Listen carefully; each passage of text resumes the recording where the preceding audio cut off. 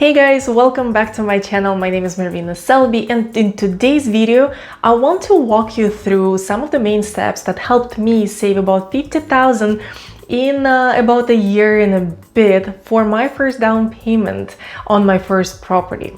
I see a lot of clients of mine who are renting homes and are able to pay $2,000, $3,000, sometimes even $4,000 for their rent per month. So that shows me that they would be able to carry on their own mortgage for the same amount per month. But when we start discussing and exploring the opportunity of owning a home, the biggest problem that always comes up is the fact that there is not enough savings on their account to actually make that important step. So in today's video, I'm going to share with you how I was able to save for my first down payment and how I was able to maximize my chances to get to the goal of becoming the homeowner as fast as possible. Before we start, don't forget to like this video if you find my content helpful and share it with your friend who may be struggling to save the money as well.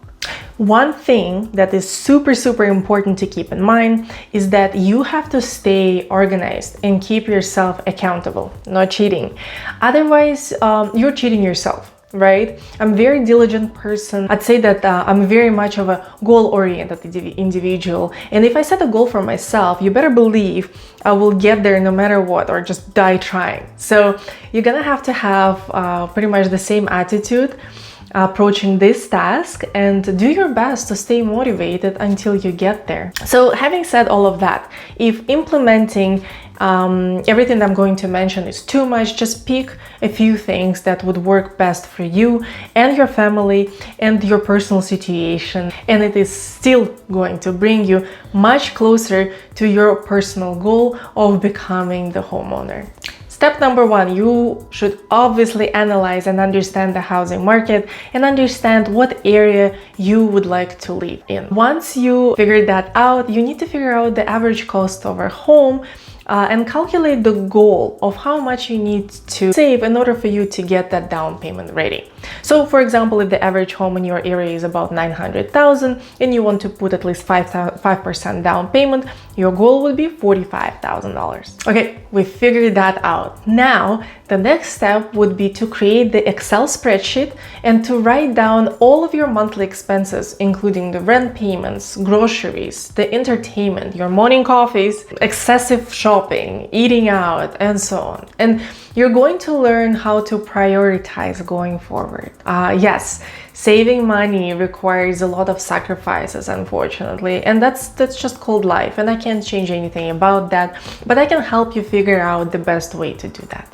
Going back to our Excel spreadsheet, so take your bank statements and your credit card statements and go line by line and write down everything you're spending money on. Once again, discipline is everything, and you will need to learn how to buy things that you actually need and not want. Mindset. Another thing that I will need you to do is to get rid of the habit of paying with everything with your cards and start using cash.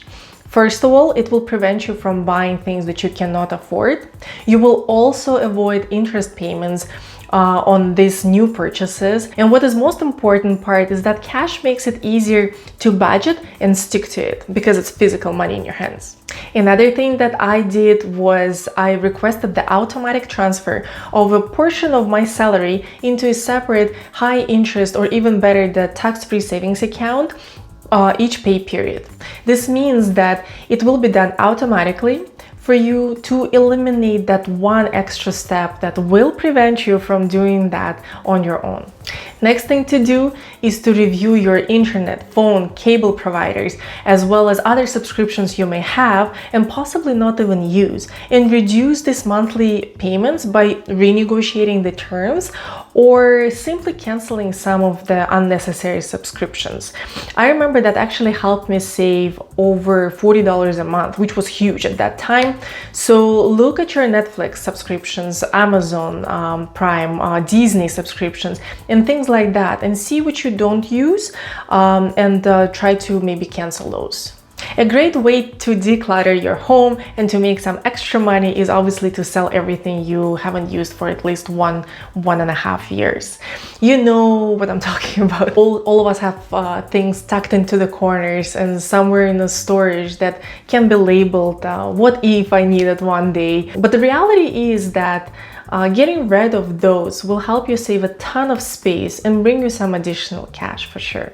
One of my favorite tips that I personally used is to turn your hobby into an additional source of income. You gotta start thinking outside the box. You like cooking? Offer these services to your neighborhood or to your community.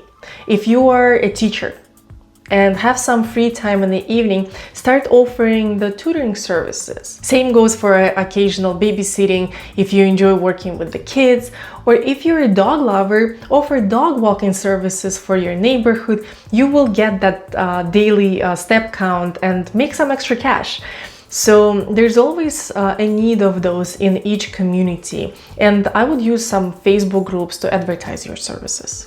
This one is absolutely not for everyone, but let's say you're a young professional, maybe you're a student in school, have no family yet, and usually that means that you have plenty of free time in your hands. Consider some of the freelance work or occasional additional projects that you can do every once in a while, if you don't want to fully commit to that.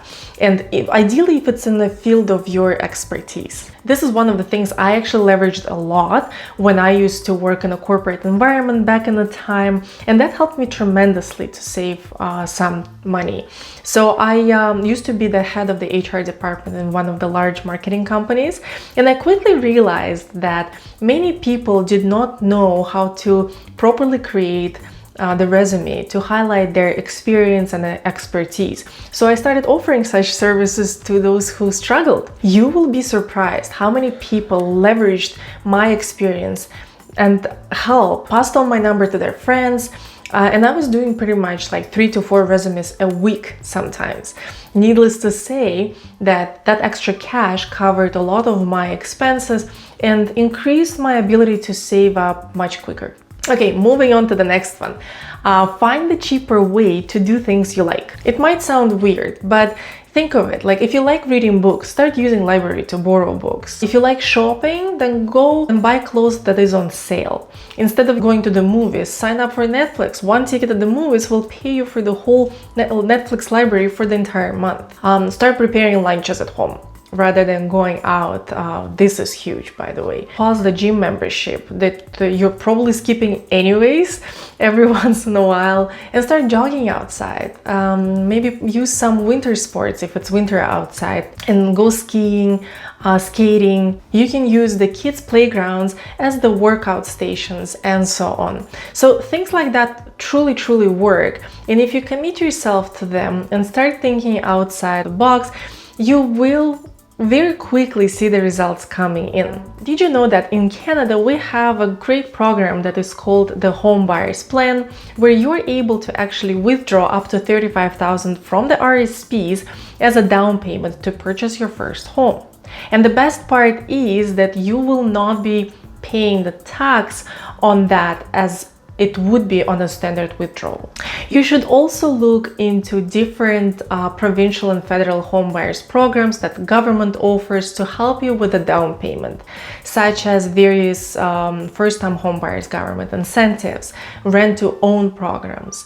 Look into the shared equity mortgage program that the government offers, where they match up to 10% of your down payment in order for you to increase the down payment amount and reduce your monthly payments later on. A few of my clients had a great success with that. So if you have any questions, feel free to always reach out directly to me. My contact information is right under this video.